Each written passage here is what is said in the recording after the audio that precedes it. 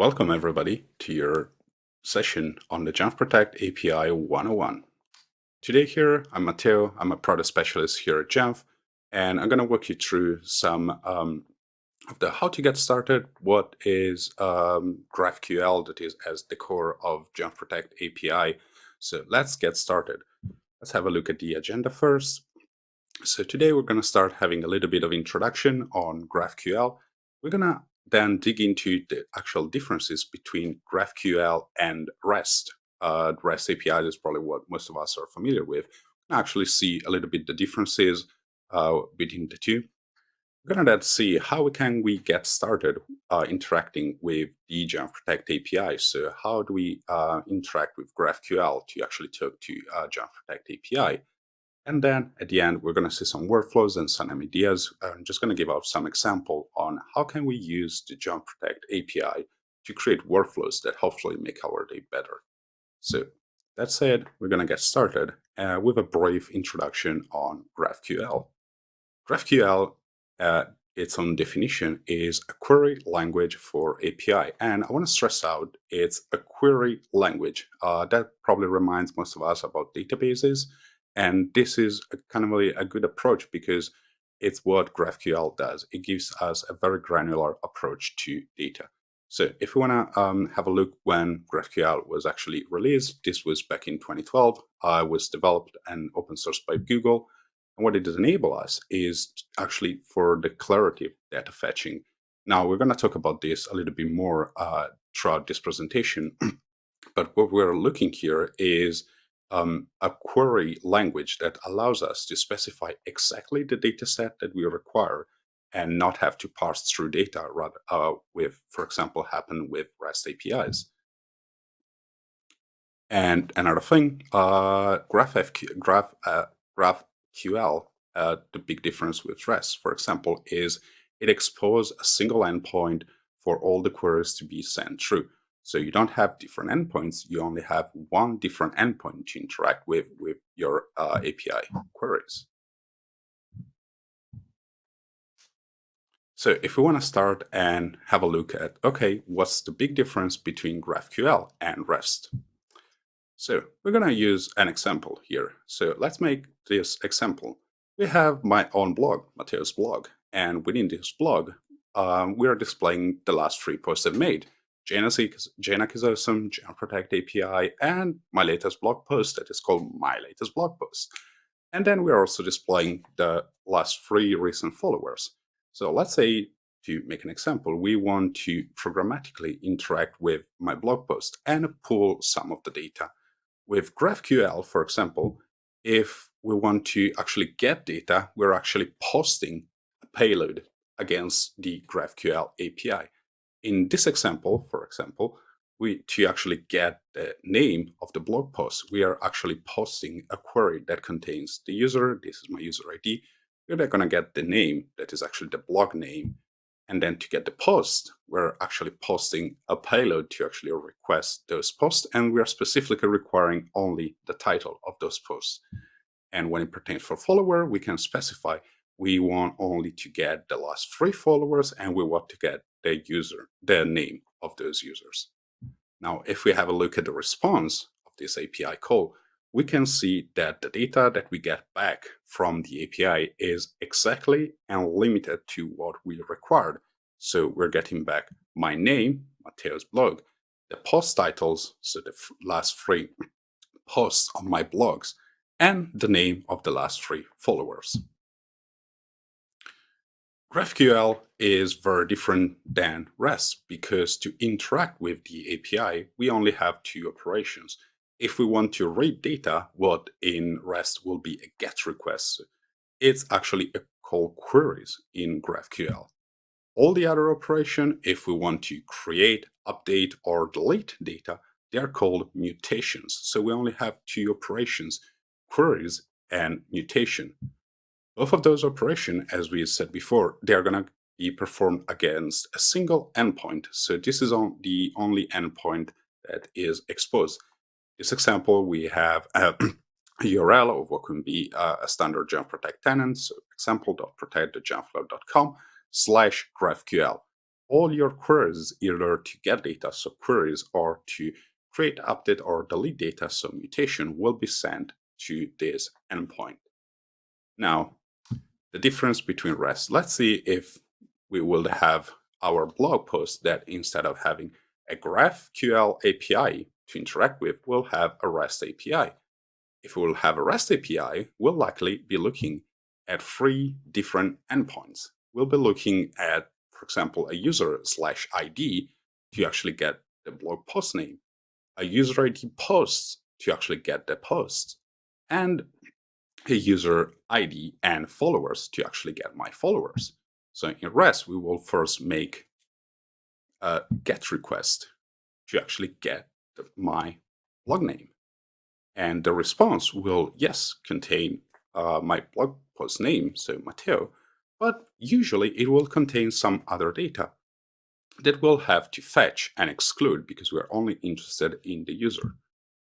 The same goes if we actually want to get the last 3 posts. To get the last 3 posts, we will post a GET request against the post endpoint, but the response will actually be more verbose than we need. We'll get a response that contains, yes, the last 3 post titles, but it will also contain something like the content, the comments, and some other stuff that we might not be necessarily interested into that we will have to parse out. And lastly, again, if we want to have the followers on REST, we will need to actually make a GET request against the follower endpoints, and the response again will contain, yes, the followers, but will also contain some other stuff from those followers that we will have to parse out. So if we want to do a quick recap, with GraphQL, we are able to actually specify exactly the data that we need. So if we only want, for example, the last 3 posts and get the name of those posts, we can request only that part. Versus in REST, we have an endpoint to interact with where we're going to get data and we'll have to parse out of that data what we actually need. So next step in our agenda, we can actually have a look at how we can get started with the Protect API. So how can we start interacting with the Jamf Protect API? Most of you will be familiar. This is the Jamf Protect dashboard. When you log in, so to actually get started, what we want to do first is go into administrative and pull out the API clients. So this is where we are actually going to create our API client to then interact with the API.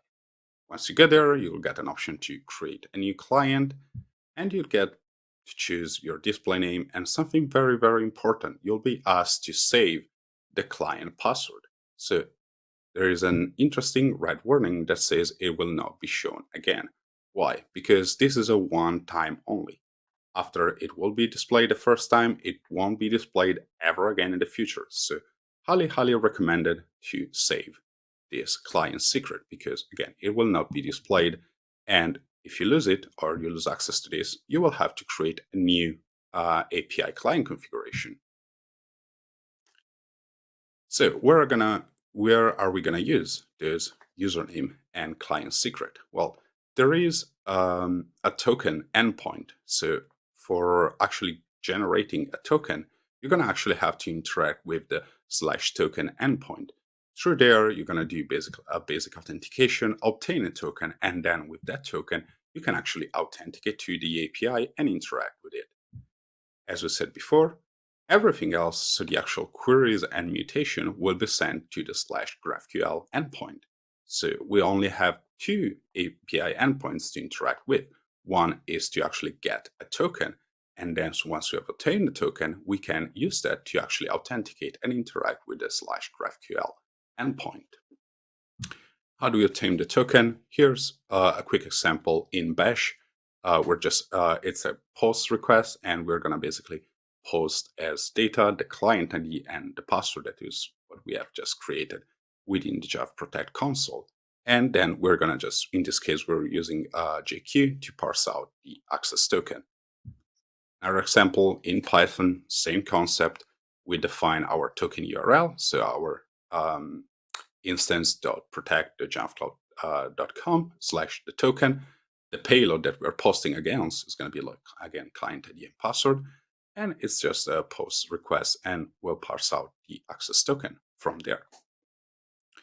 So what is the best way to actually get started and get familiar?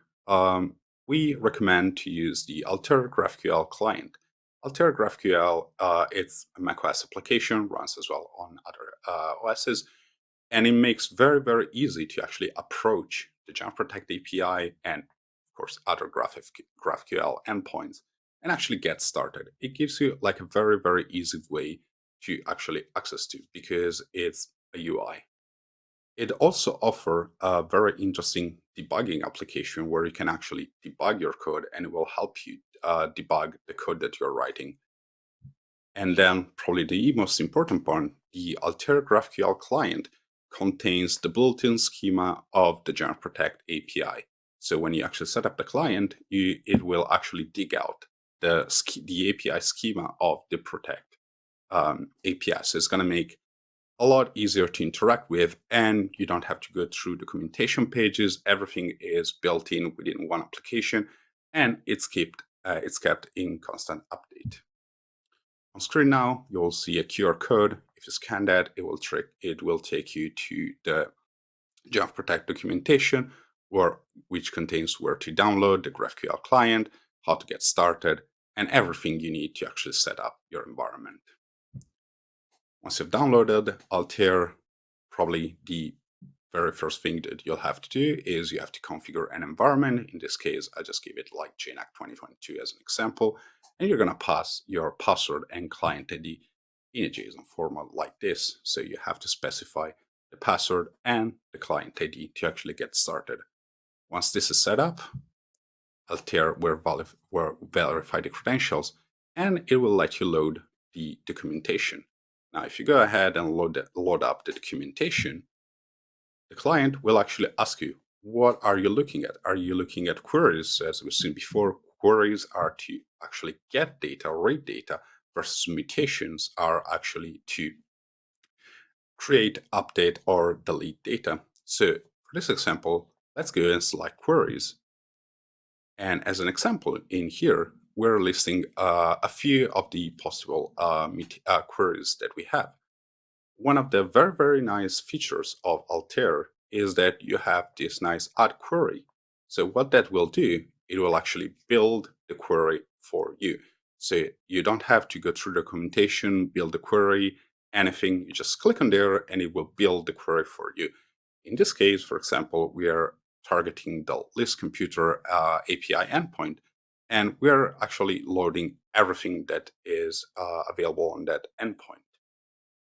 Next, if you just click on run, we're getting an error. Well, that's not a great start, right? Okay, we are getting a validation type of error for the plan. Let's go and have a look. If we bring up that error, it's actually telling us that a subselection is required for the plan. That is not super clear, right? So what we can do is if we go back to our query, GraphQL is smart enough to actually highlight there in red that something is wrong, something needs attention. In this case, for example, it's telling us, hey, you have to pay attention to the plan because there's something that you have to specify. If you load up the error, it's actually telling us that the plan must have a selection of subfield. What does that mean? Let's go back to the built-in documentation of Altair. So we're digging up again the list computer query, we're going into the items of computer, and let's bring up the plan. When we look at the plan, we can see that the plan is not a unique item. The plan is actually a dictionary of different items. Within a plan, we can actually have different fields like analytics, when the analytics were added to the plan, when the plan was created, a description of the plan, the hash of the plan, and so on. So we have multiple items in there. So what we have to do, and this is like very important to understand GraphQL, is that we have to be extremely specific in what we are requesting to. So if we are interested in a plan, we cannot say, I want a plan, but we have to specify which field of the plan we want. So for example, if we're just interested in the plan ID, the name, and when it was last updated, we're going to have to modify our query and include the subselections. So include the ID, name, and updated. This is very important to get started as well for any other query.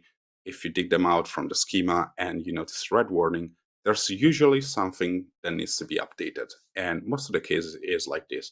GraphQL, again, it requires to be specific. GraphQL is designed to return only the subset of data that is required. But on the other hand, it requires us to be specific on which data we actually want to be returned. Now that we are a little bit more familiar with how to dig out data with the GraphQL API, let's have a few tips. So, pagination. Pagination is basically how many results can be returned per single request. The default is 100. So if you don't specify pagination within your query, will actually return a maximum, will actually default that to 100, and the maximum results returned will be 100. The maximum possible configure is actually 200, so you can request up to 200 results per pages. Now, how do we translate that, like for example, into a script? For example, if we define our query, list computer pagination, in this case is the display name as an example, list computer will then specify the page size to be 200. So in the first example, we are actually requesting the maximum possible results to be returned, which is 200. If you're scripting it out and if you have more than 200 records, for example, if you want to list all your computers and you have more than 200 computers within your Protect tenant, what you'll need to do is to actually iterate through the page size. So define the page size as a variable, as we see in the second example, and just iterate through that. That will mean that on the first run, we'll get 100 results, and then we'll take the page number and just put that into variables so we can request a second page and so on until we have exhausted the pages based on the results. The Protect API has no rate limiting on API calls. Yes, I'll say that again. We don't rate limit your API call. Please just be considerate. Please don't go and abuse of this. The token lifetime, so once you have authenticated on the /token endpoint, you'll get a token that is valid for 24 hours. This token doesn't really expire or be invalidated before its lifetime. So we strongly encourage to actually reuse the token, reuse that in your script. Authenticate to the /token endpoint, store your script, store your token somewhere safe, and then reuse it. Let's see now a few workflows and ideas as an example on how can we actually interact with the API and resolve some real-life scenarios. First example is something that might be common. We want to know, is the threat prevention database up to date on our Macs? So the threat prevention database, as you know, is this massive database that is curated by Jamf, which contains hashes and known signatures of malware. What happens is that this threat prevention database is hosted in our backend, and every time this is updated, it's pushed down to the clients. So the clients should hopefully and always have the last version of the content of this database. But something that we might be looking into is, are our client actually having the last version of this database? So how we can check that? Well, API come to rescue. We can build a query, for example, using the list computer query. And what we can actually dig out, we can actually define our item as we would like to get returned the serial number of this computer. We want to know when's the last time it checked in. And we want to get the signature version. So this signature version is actually the threat prevention database version. And then we actually want to get the version. The version is the version of the Jamf Protect agent, not of the threat prevention. So it's the version of the agent itself. And the response will be something like this, where we can see, as of the day of the recording, the signature version is 4972. Something that I'd like to point out is that it doesn't necessarily mean that your agent has to be always set on always auto update.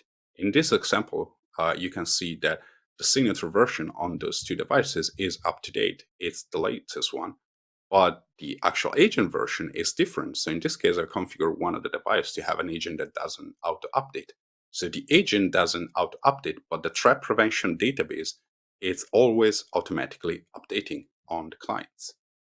Now, if we want to actually look at our backend, we can actually dig out the threat prevention database version that is stored on our Jamf Protect backend server, and we can use the query list threat prevention version, and we can pull out, for example, we're interested in the ID and create it. So when this specific ID was created, so when that update was made into the database. And we'll get something like this. So a response containing all the IDs and when they were created. So it's not going to return the content, but it's actually going to return the IDs. So for example, in here, we can actually dig out and see, hey, 4972 is the latest update available as of today's date. And we can actually check that against the data we collected from the previous query, and we can actually verify which device doesn't have the threat prevention database updated and take action on that. We can now move on into another example. So you might be interested in to know when a new analytic is added to a Protect tenant. Now, as many of you probably knows, when new analytics are added by the Jamf detection team, they are not enabled by default. So we might want to be notified when a new analytic is made available for a tenant. So how we can do that? We can actually build a query like this, where we are actually going to list out the analytics. And in this case, for example, we want to know the hash of the analytics, the name, and most important, we want to have the creation and update name. And that Jamf field is actually telling us if the analytic was updated or created by Jamf, or if it was created in the tenant, so from someone within the organization. So what we can do, we can actually take this query, build it in a script, and have like a web server run this query programmatically, for example, every hours.